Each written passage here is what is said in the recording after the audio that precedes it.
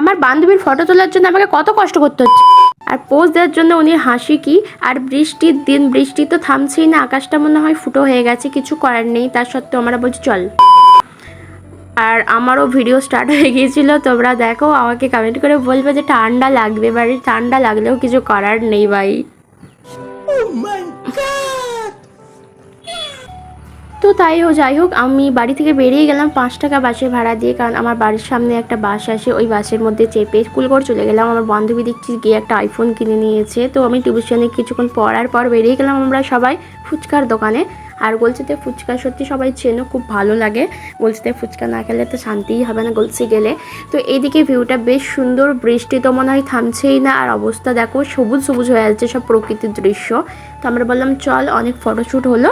তো বাড়ি যাওয়ার পথে এই দুটো বাচ্চাকে দেখলাম যে চল না আমাদের দুটো একটু ফটো তুলে দিবে। আমাদের তো দুটো কেউ ফটোই তুলে দিল না, কারণ আমাদের তো ফোন ধরার কেউ ছিল না। তো তারপর আমাদের ফটোগুলো তুলে দিল। তো যাই হোক, থ্যাংক ইউ।